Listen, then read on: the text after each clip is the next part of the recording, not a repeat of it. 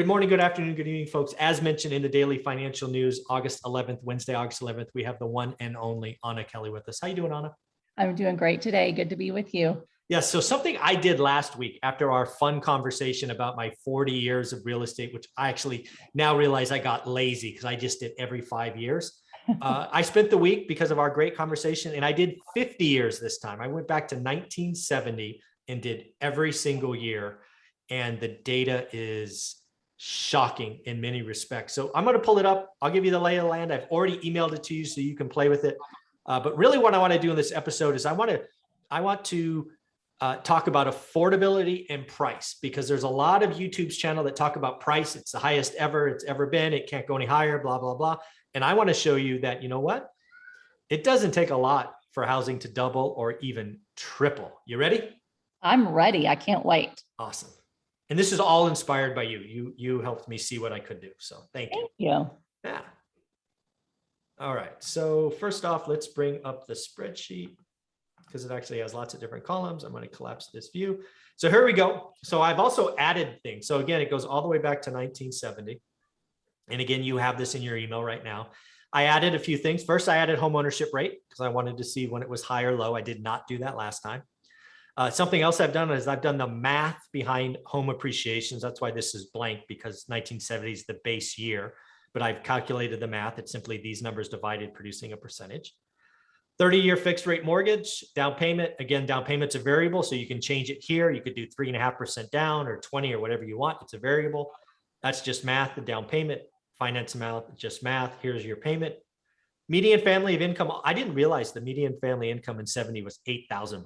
That's shocking. Wow. Crazy. I was born in 1974 and it was $11,000. Can you imagine? Unbelievable. Yeah, crazy. So then I added wage growth because, again, one of the outcomes I saw here, it actually concerns me right now, is wage growth actually keys real estate in lots of ways, which I never knew, or at least I didn't appreciate. Because wages increasing means you can pay more. And then if the asset is leveraged with debt, the price goes up. It's crazy. Yes. So then we did the same math as last time, right? Monthly gross, that's just divided by 12. Payment, when it's affordable, when it's not. So let me go through this quickly, and then we're going to go to the big conversation. So what were my takeaways from this conversation? And they're in the spreadsheet you have. So first off, the lowest down payment percentage of income were in the mid 70s. So, about 25% of your income, gross yearly income, went to the down payment. That's what this color means. Does that make sense? Yes.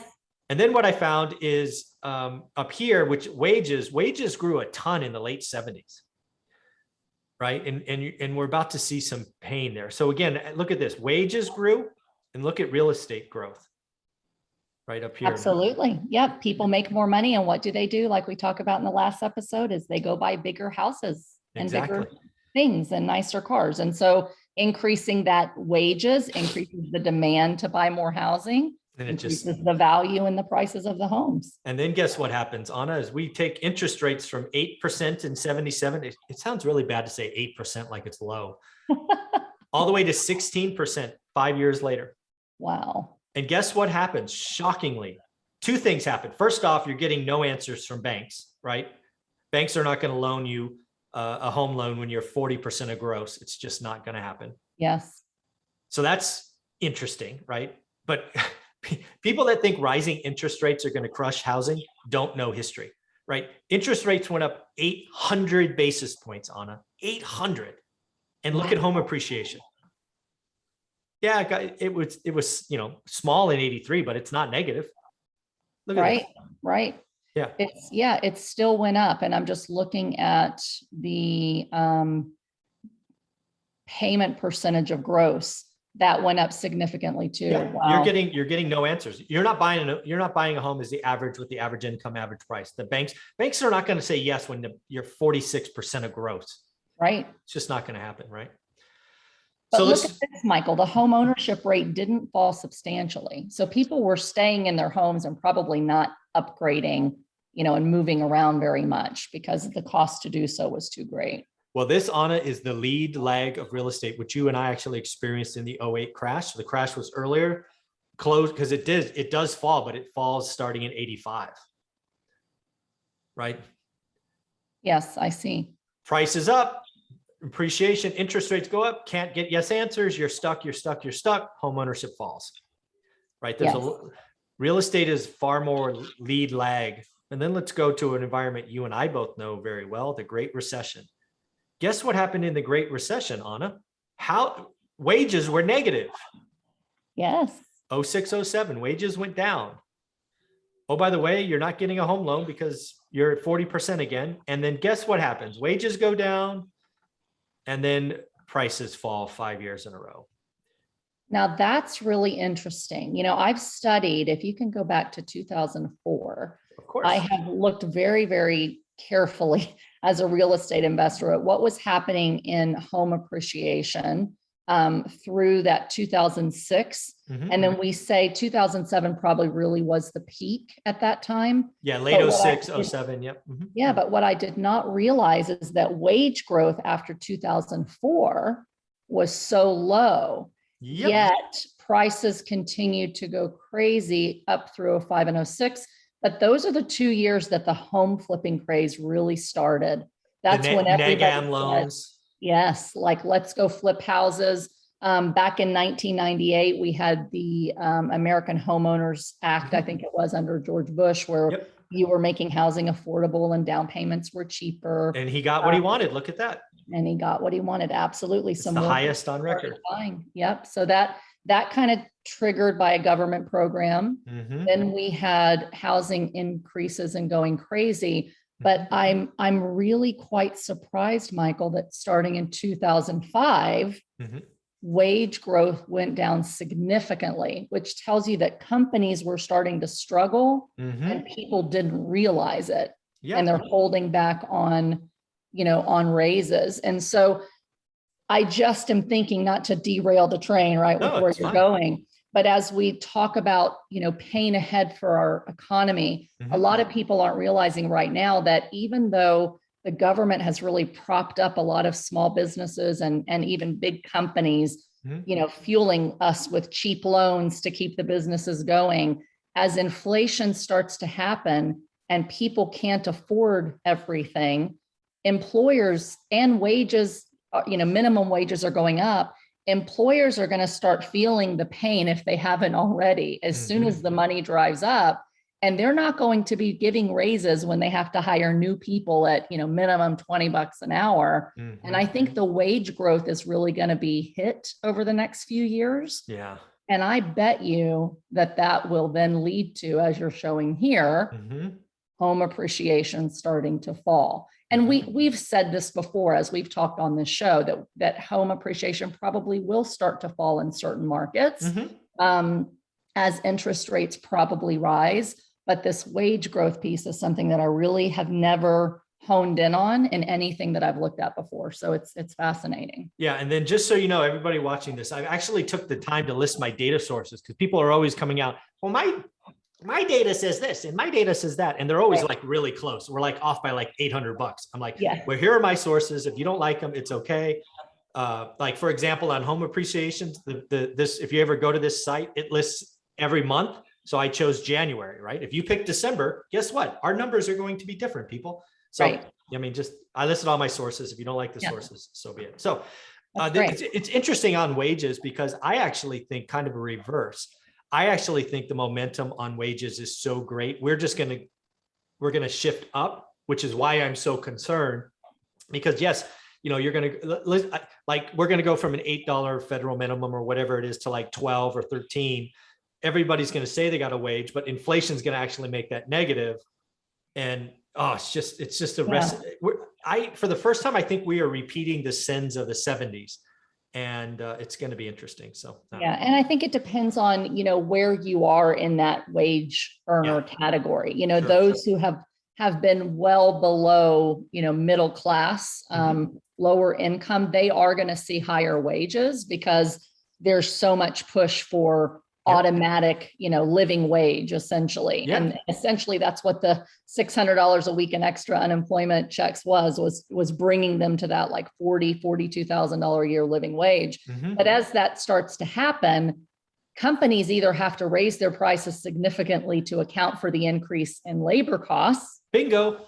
And as prices go up and inflation happens, which we're talking about, people start spending less on disposable income things. Yeah. It drives the prices eventually back down because there's not enough demand. And then people get laid off and raises stop for those that are making more money. So I think that it's kind of this, it's going to start, wages will go up, but then the after effects will happen and they'll come right back down, in my opinion. Yeah, this is all happening in real time. And the other thing that was interesting is look at wage growth in 2020. Again, I can only list this number feels weird to me, right? With all it's probably stimulus money. I don't argue where the numbers come from. I don't know the math.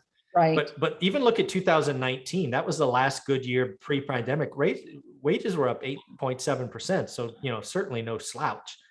But now let's go to where I want to take this conversation, because again, lots of people out there, Anna, are saying they're looking at the chart and saying housing is too expensive because the price has never been this high, right? You're hearing that, I'm sure. Yes. And what I want to do in this exercise is via very quick assumptions, show you how housing could triple and be affordable. Are you with me? I'm with you. All right. So what we're going to do is we're going to look, this is the number we're going to look at, payment percent of gross. And we're going to try to keep this below 35% of gross, right? Because that's about, 32, 33%. I'm going to talk with Matt, the mortgage guy, another expert later today, and ask him if that makes sense. But we're going to assume 35%. We want to stay below that. That's a valid number because most lenders don't want your debt to income ratio to be any more than about 30 to 40%, somewhere in there, depending on the lender and the time. So I think that that's a fair number for housing. Awesome. So you're going to see with 3 little tweaks how housing could become $1 million. Now, realize I'm not saying it's going to be $1 million. I don't think it will be $1 million. We'll be down payment constrained. All I want you to do is understand this is math. And the people that are pointing at a chart saying 363 is crazy don't know math. You ready? Yes. So what do we want to do first? Well, let's you know what? Let's first go in and we're going to lower the interest rate to 1.5%. Right? Lots of people out there think that the 30-year mortgage could go lower. I'm not sure how, but let's just say it could go lower to 1.5%. Again, this is just math. Yes. The other thing we could do is let's go in and, the 30-year mortgage, Anna, is dead and gone. We are now going to do 40-year mortgages. Okay. It's coming. It's coming. You and I would bet on it. I would too. Okay. So far, just interest rate, just 40 years, we are at 13.61%. And remember, our goal is 35 or less. So now let's have some fun. So this is a factor. So let's say it went up 50%. Okay. We're at 20, call it 20 and a half. All right, well, let's try it. Let's say housing doubles. Oh, we're at 27%. Oh, let's try 2.5. Oh, look at that.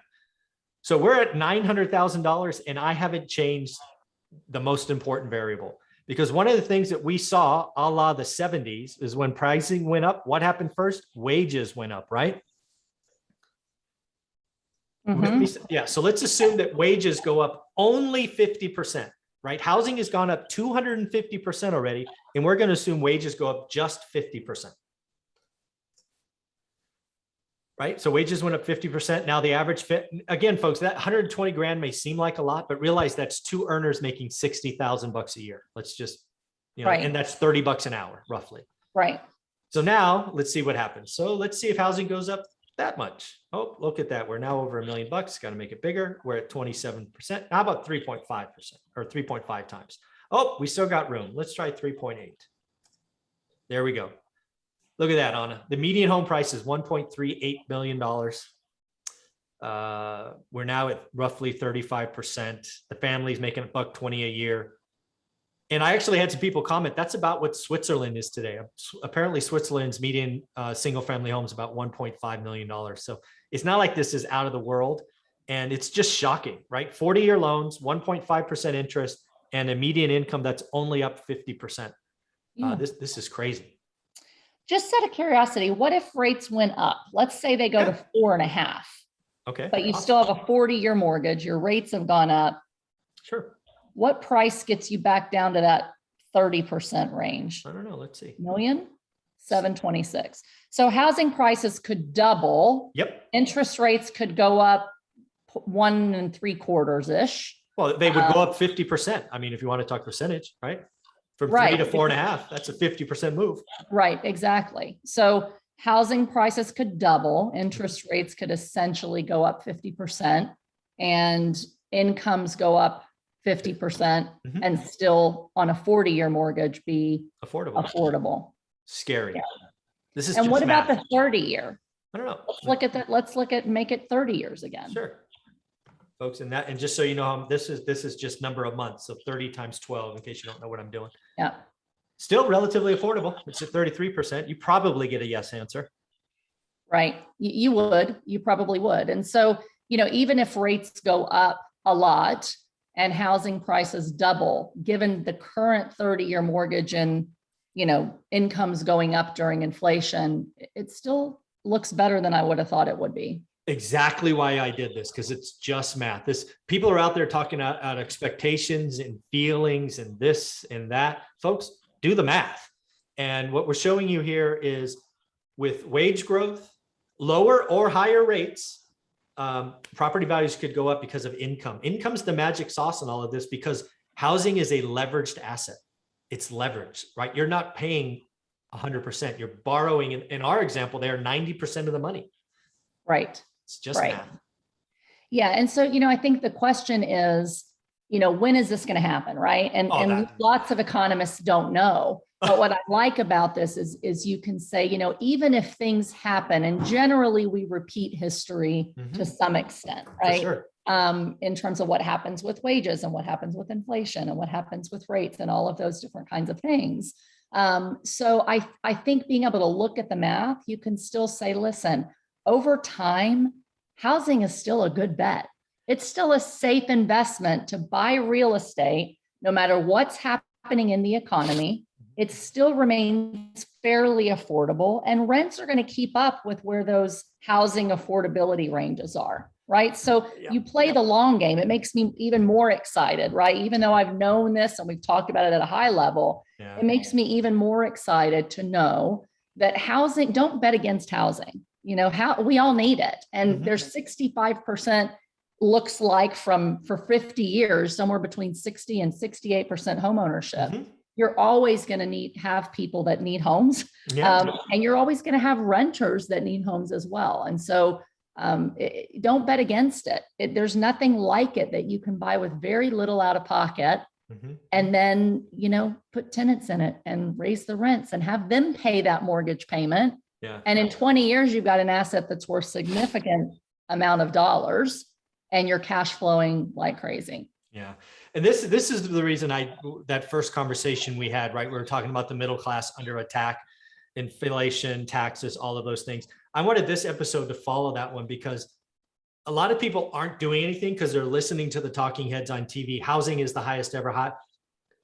Okay, it is, but rents follow housing values. So again, get 30-year fixed rate debt. Don't get an adjustable rate mortgage, folks. 30-year. So yes. And I tell you what, it's the one thing I will say this in talking to you. I own singles, I own vacation rentals, I own some duplexes, small multis, large multis, some storage, right? And I love all of it. But the thing where you say your Achilles heel probably is that you're not diversified outside of your market. My Achilles heel is that most of my investments have commercial loans, where although they are 20, 25-year, mortgages, they reset after 5 years. So I can pay a little extra to get a 7-year fixed or a 10-year fixed, but I'm paying a premium where I have to kind of guess, am I going to prepay that rate increase by locking it in for 10? Or am I going to just float at 5, kind of hope for the best, watch, and then call them to reset when I think things are changing? So if you can do single family houses, especially if you're starting out, right? Especially and starting. Get that 30-year fixed financing, that will hedge you against inflation and lots of the cyclical stuff that happens. Set it and forget it. Years with real estate, right? And so it makes me want to go buy a few more single family homes to add to my otherwise largely commercial portfolio, just to start taking advantage of that 30-year fixed debt. Yeah, it is. Again, if you're starting, it's never been a better time. You are getting a gift, and we're going to talk about this in the next episode. The Fed is giving you a gift. take advantage of it. Rates are not naturally supposed to be here. They've pressed them down $120 billion a week or whatever it is in mortgage buying. But again, once you lock a residential loan, they can't take it back. Commercial loans, they can, right? Rates explode higher. Your debt service gets all wonky. They, in theory, could take it back. That doesn't happen in residential. I report every single year what my financials are on every property, and they want to make sure that I'm meeting that debt coverage ratio, that minimum amount. It has to be sustained. And if it's not, they can pull the loan. Exactly. All right, Anna, do me a favor, talk about Greater Purpose Capital, and we'll get ready for episode 3. Thank you so much. So Greater Purpose Capital is all about really investing for meaningful impact. So if you're looking for passive investments rather than buying your own, or some diversification with some of the stuff that you own on your own, we buy large apartment buildings. We go in, we create value, create income, and most importantly, we create impact, true meaningful impact in the lives of our residents. So if you're interested in that, you can follow me at greaterpurposecapital.com or on Facebook at Anna REI Mom Kelly. Yep. Do yourself a favor, folks. Go to greaterpurposecapital.com right now. Thanks, Anna. Thanks, Michael.